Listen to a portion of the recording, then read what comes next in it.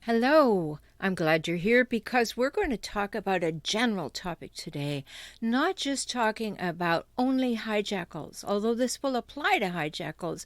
This will help you know how to respond to people you find difficult in the moment or difficult in the long term, but are not full-blown hijackals. So we need some different skills and different skill levels. So today that's what I want to share with you on Save Your Sanity. I want you to know that you need these for the people who are just sometimes annoying or often annoying, but they are not shaming, blaming, guilting, and doing all the things to put you down, tear you down, and wear you down that hijackals do. So stay tuned. This is valuable stuff. Welcome to Save Your Sanity, help for handling hijackals, those difficult, toxic, and often disturbing people in your life. I'm Dr. Rhoberta Shaler, the Relationship Help Doctor, and I'm here for you.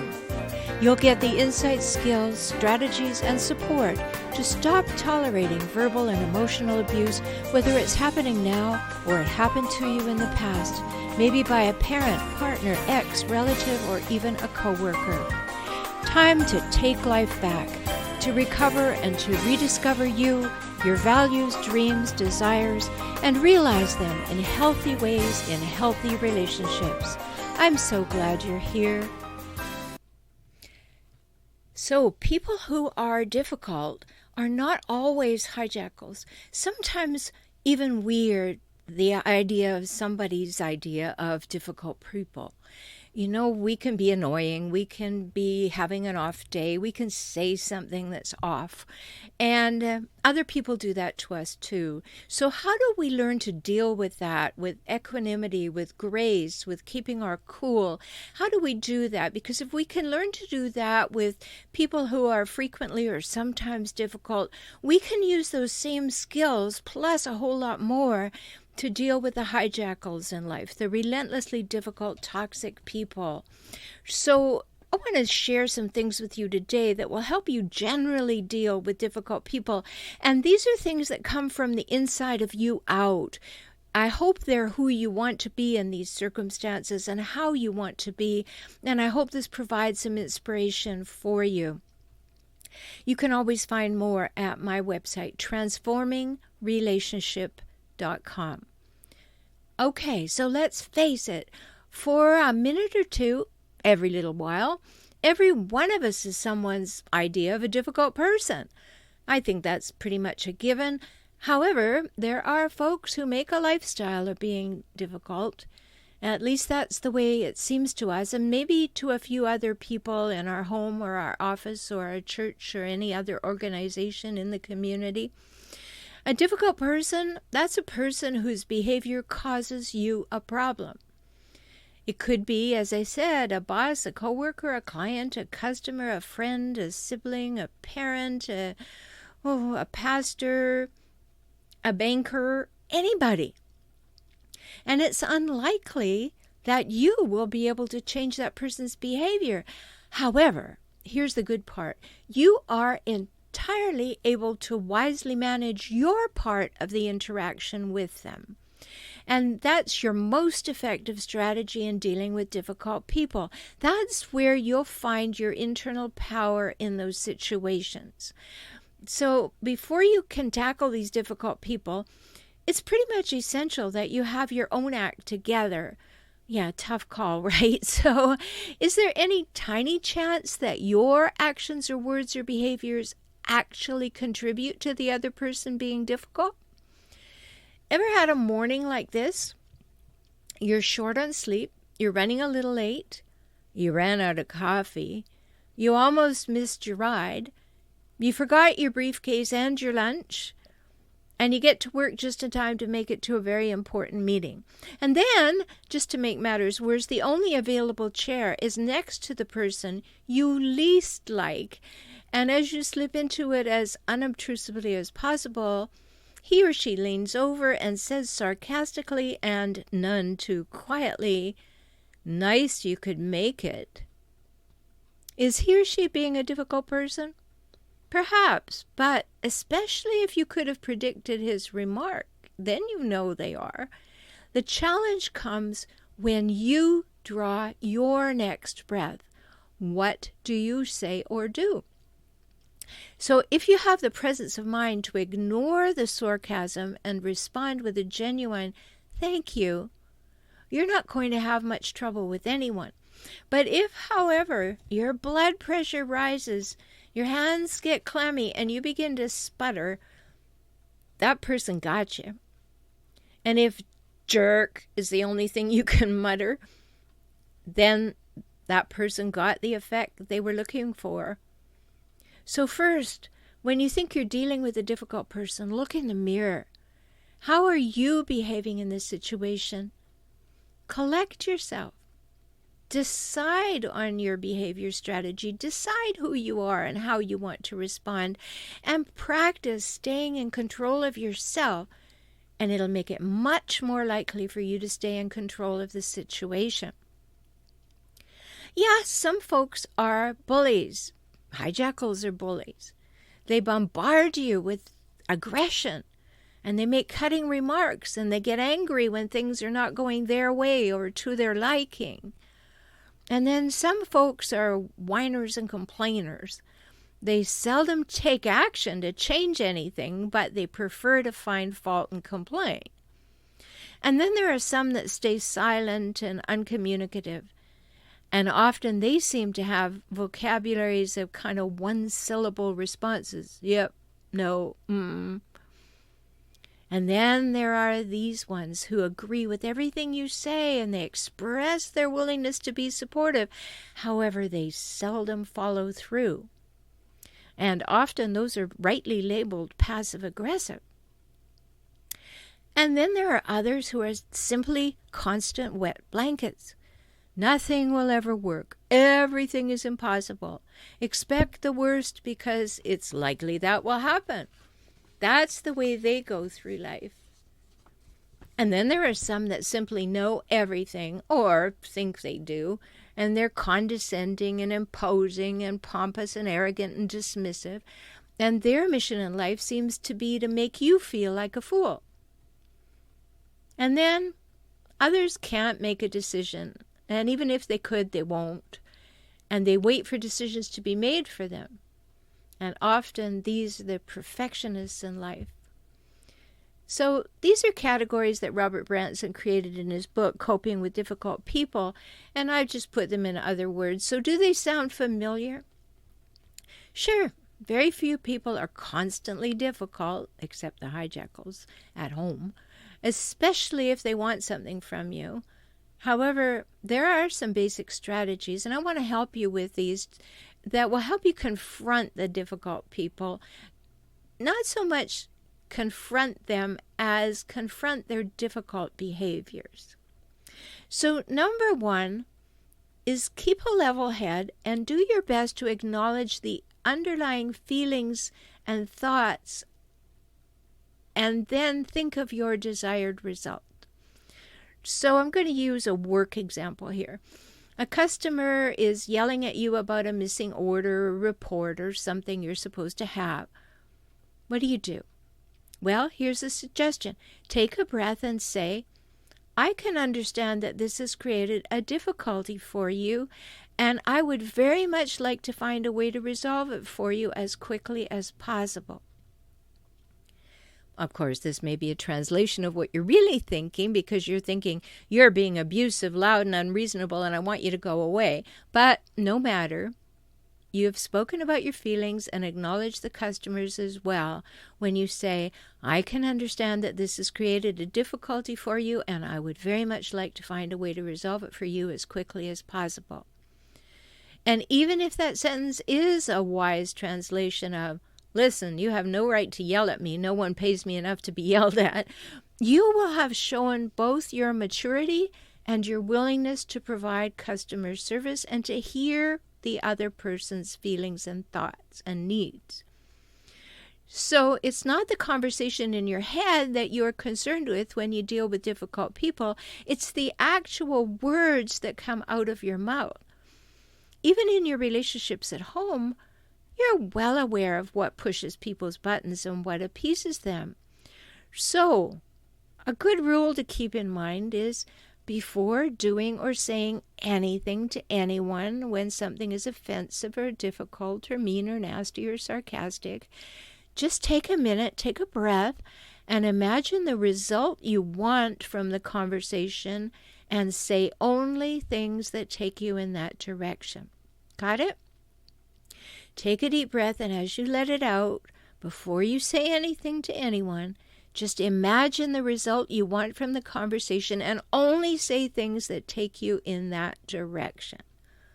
Okay, that's a big one. Underlying the underlying feelings, acknowledging them, and thinking of that desired result and acting in that direction. Okay, here's another big thing to think about. You need to use language well. Another phrase that allows you to glide out of situations, sounds good, right? Glide out of situations that could escalate is this one. It's a big one. Costs you nothing to say this. Just quietly say, "You could be right." Why waste energy arguing with somebody who's a know-it-all? They're simply looking for confirmation of their brilliance, confirmation that their perfect worldview is absolutely right on and their authority is unquestioned. So unless it's a matter of life and breath for your job or your relationship or your situation, consider genuinely saying, "You could be right." It costs you nothing. It appeases the other person. Your blood pressure remains low. And there is a possibility at some nanosecond and some planet somewhere that they are right? So if you happen to think that this is less than honest, it isn't. Because that possibility does exist that the other person is correct. No matter how remote, it's still a possibility. So there's another thing, another kind of rule to have in mind. Maintain your sense of self and center by acknowledging others and avoiding the energy drain, the energy leak of jumping into something with them. If you simply say, "You could be right," all of a sudden, the energy goes down. The energy evaporates. And that gives you an opportunity to have a better conversation. So another thought, what if you were flexible enough to allow for differences? Because everybody doesn't think as you do. Well, that's no surprise. Everybody doesn't think as I do either. So take the time and ask good questions and listen to the other person without any judgment. Most people, most people have compelling reasons for their beliefs and their behaviors, and they're entitled to them. So be sure that you haven't become inflexible and intolerant, because tension will do that to people. And in the name of efficiency, folks seem to forget that they're talking to other folks who have lives and feelings. You've noticed that, right? So be sure that you put people first. Give pressure a name. You can start your remarks with saying, "I know that I'm feeling pressured, and maybe you are too." Now, that gives an escape hatch for someone if they're not too happy with what they just said. And it allows for us both to be in the same boat. And when you can say that, "I know I'm feeling pressured, maybe you are too," then ask how you can best manage the situation together and then listen for their answer. Zig Ziglar, great speaker. I really enjoyed having lunch with him one day. And he reminded us, and he said, when we're more concerned with helping people get what they want, our wants are more likely to be met.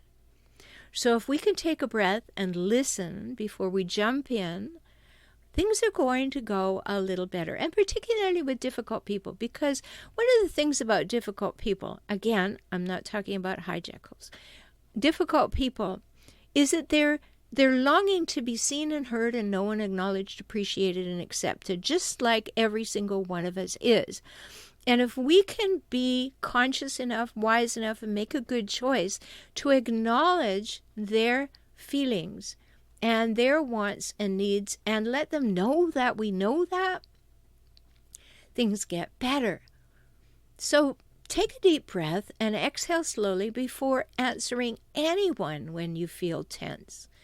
That will keep you from being the difficult person. And imagine the result you want from the interaction 5 minutes from now. What might feel good at the moment to spurt out may cause you untold weeks of rebuilding. So think about, where do I want to be with this conversation 5 minutes from now, and go toward that result, and therefore choose your words and actions wisely. Now, here's a big thought. We're 100% responsible for teaching people how to treat us, but we have to be willing to teach people how to treat us. So when you can't sidestep a difficult person, practice communicating your boundaries clearly.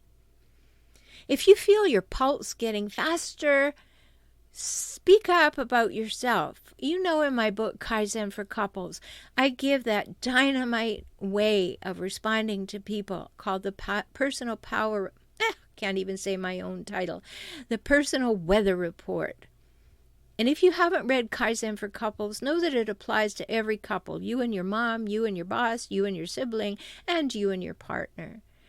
So make that weather report, that personal weather report, best thing to do.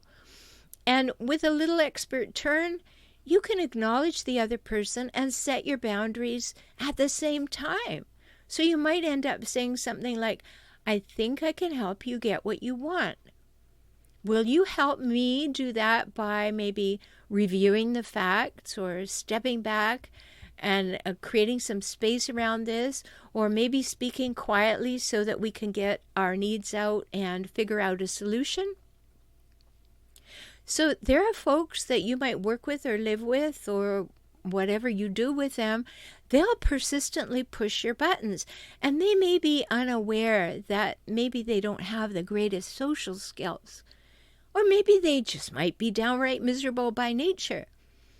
But they may only have a sense of power in their lives when they're pushing other people around. So who knows? I mean, you would know who you're thinking of better than I could ever suggest. But the reason they're doing what they're doing is less important than how you manage their effect on you.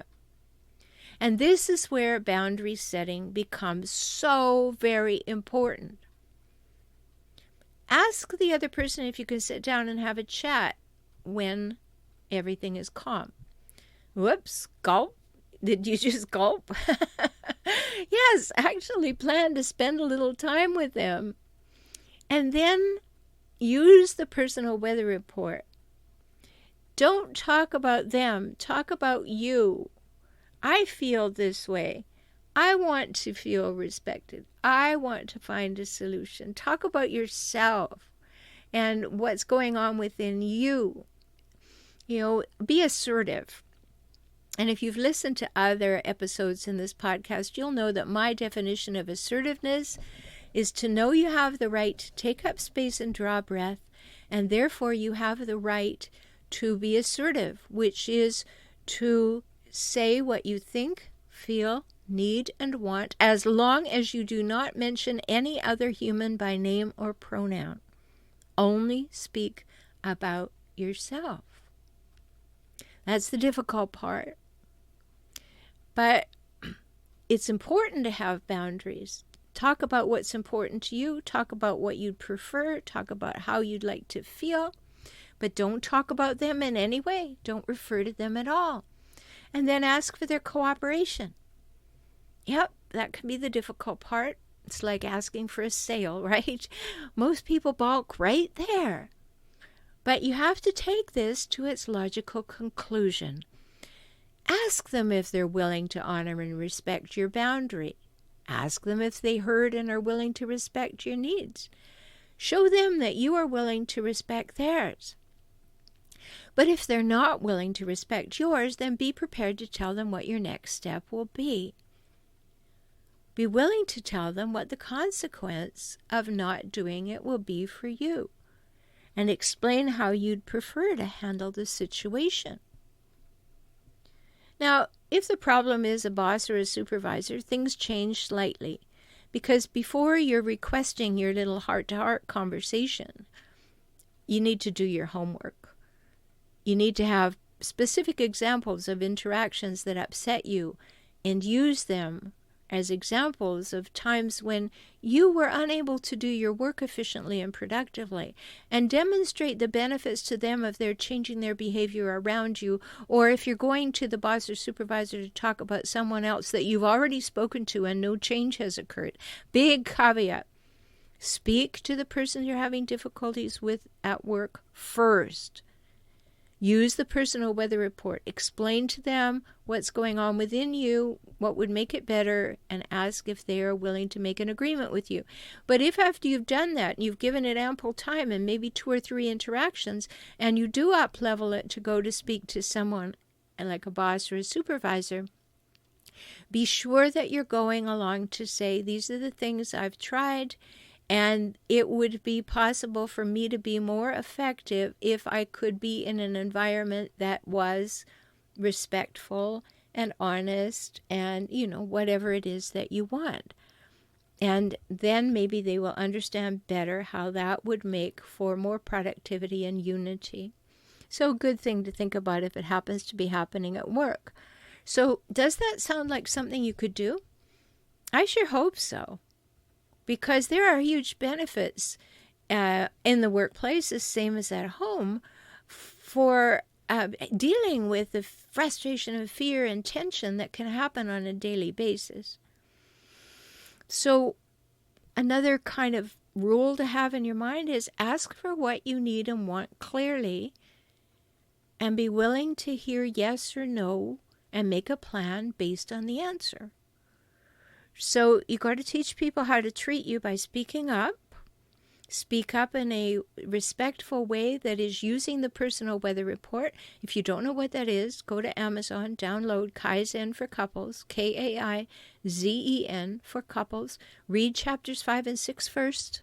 There's tons of good stuff in there for you for every relationship in your life.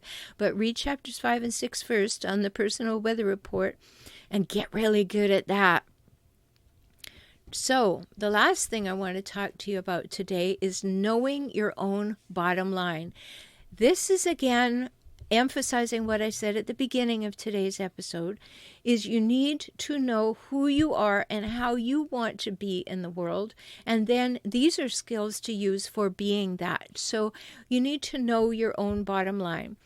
And if you want more about this, individual things like boundary setting and so many things, go over to my YouTube channel. It's called For Relationship Help, FOR Relationship HELP. Go over there. I've got over 350 videos. Do a search. Find what will help you. YouTube.com/for Relationship Help, HELP. So much support there for you, and it will help you because it'll help you practice in your mind what to do. So here's the last one. Know your own bottom line. Everything in life has a cost, so you need to know your own bottom line. Think of your life as one whole piece, if you will. And if you find practical ways of managing relationships with difficult folks, then you will not be irritable and short with the people you love and the people you care about and the people who are not being difficult. So if you don't, the price can be really high, and that will affect your bottom line. So I've talked about this before. You need to know when to hold and know when to fold. Now, whether we're talking about an occasionally difficult person, a frequently difficult person, or a full-out, relentlessly difficult person, a hijackal, you do need to know when to hold and you know when to fold. But first of all, you do your own work and you find out, are you doing the best you can? Do you have boundaries? Do you know your values? Do you know how to speak up? Do you need better communication skills, better conflict management skills? Do you need to understand how hijackals behave? I've got lots of information on that. Go and download my free ebook, How to Spot a Hijackal, if you're wondering if the person who seems difficult is really a full-blown hijackal. Just go to transformingrelationship.com, click on hijackals in the navigation bar. It's all there for you. So you need to know when to hold and you need to know when to fold, because what's wise then. And sometimes you simply have to communicate your bottom line and be willing to pay the price it demands. You may have to be put out the boundary. If this cannot change, then these things cannot happen. Or if things don't change, I will walk away from this. Or if things don't change, I will do whatever. But you need to know clearly what it is that is your bottom line. Maybe you say, if we can't find a way to talk about things equitably, I will have to leave the relationship. Or maybe if you're at work and you say, if the sniping and the gossiping and the stealing and slurring and trashing and yelling continues, you may be fired. You may be the boss, and you may have to call someone on their difficult behavior. So know your own bottom line and stay in the black. You don't want to get into the red. You need to stay in the black. You need to stay where the currency continues to be equitable. So you have choice when you're confronted by somebody's difficult behavior. Always remember this, there's a person under that behavior, and that person is wanting to be understood. And that person may be very fearful, and that person may, no matter how superior and arrogant they look, they may be lacking in self-esteem. So if you can be the bigger person, I know sometimes you hate having to be that because it's unfair, not just, but if you can be the bigger person and overlook their overt behavior, what you're actually seeing and hearing, and dig a little deeper, you may find someone who simply needs much reassurance that they're okay. And I know sometimes you don't have the time or energy or willingness to do this, but only you can decide. Now, in the case of hijackals, whole different matter. Yes, they have all kinds of underlying issues, but they are not yours to take care of because you can't. You have to take care of you. So big caveat there.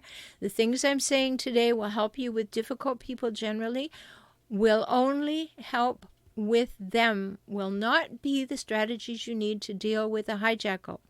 A person who is expressing narcissistic or sociopathic, psychopathic, histrionic, borderline traits. You need all the skills that I talk about in other episodes and on the YouTube channel, all over the place. So get those skills if you're with a hijackal. Like I said earlier, if you don't know, get my free ebook, How to Spot a Hijackal. Just go to my website, transformingrelationship.com, and then look at the hijackals tab. So you're not powerless. You're not powerless in the face of difficult behavior. You need to choose your action. And you'll feel better, and you can feel more powerful, and you will begin to step up and express boundaries, clarify boundaries, know what the consequences of those boundaries not being honored are, and you can often sort things out because you will take up space and know that you are important.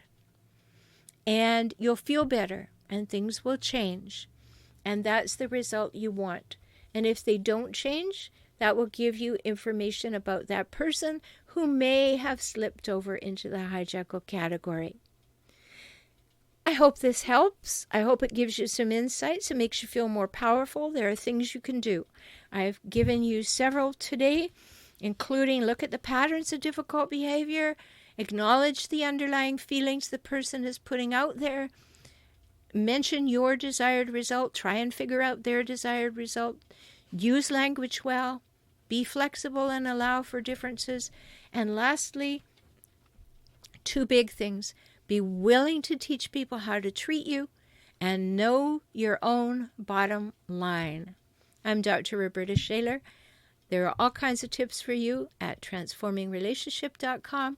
If you want to know more about hijackals while you're at the website and on the hijackals tab, look at my course, Seeing the Cycles, how to see that manipulative toxic behavior for what it is.